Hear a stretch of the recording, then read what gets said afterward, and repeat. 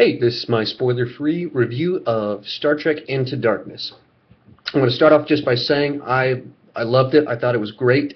If you liked J.J. Abrams' first Star Trek movie, this movie really continues where he was going with that film.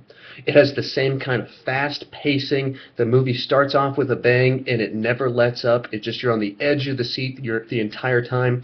I was sitting next to my wife, and she literally just kept grabbing my hand tighter and tighter and tighter as the movie went along. It just kept happening. Like the first film, it's also very funny. There are just those quick little one-liners thrown in throughout the entire film, and even when it's really tense, they manage to find just that little one line to throw in there that's just hilarious. And one of the things they did really well with this film is that they knew that people were going to be guessing as to where they were going and how much it was going to tie into the previous canon, and they really used that to kind of mess with us because they put something in there and misdirects, and you think it's going in one direction, and then it goes in a different direction. And I think, oh, I've got it figured out. I'd start nudging my wife, and then it was something totally different. There were just a lot of really good misdirects that paid off really, really well.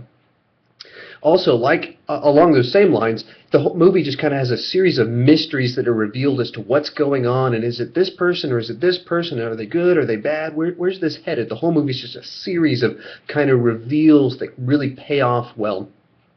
And one thing that I think this film really establishes is that J.J. Abrams' continuity, they're really using it to an advantage. It's not just that the first film was like an excuse to reboot things so they could do things different. It's like the events of the first film actually affect this universe. This universe is different than it was in the previous film, and they kind of really make that clear through some of the dialogue and the direction that the plot goes and why things unfold. It's directly related to what happened in the first film, and it really shakes up what happened in the first one with Vulcan being destroyed. It shakes things up quite a bit and explains why there's so much difference in some things.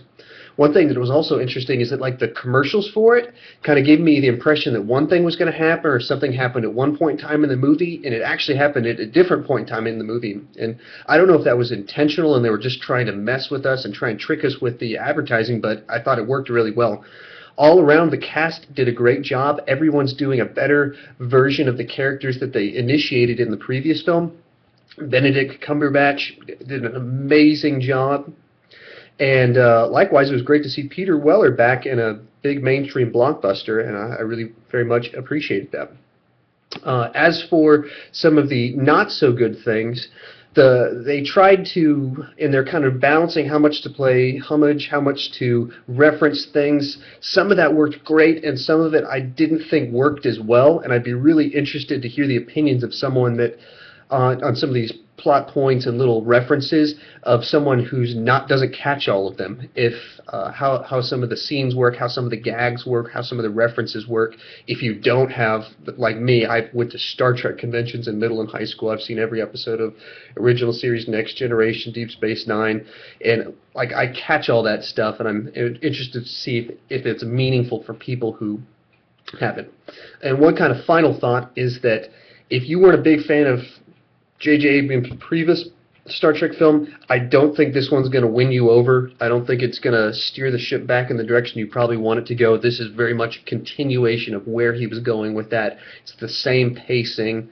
And if you like that film, I'm thinking you'd like this one as well. I thought it was great. My first impression review, which might change, I'm seeing it tonight, is it's probably an 8.5 out of 10 is what I would give it. So thanks for listening. Thanks for watching.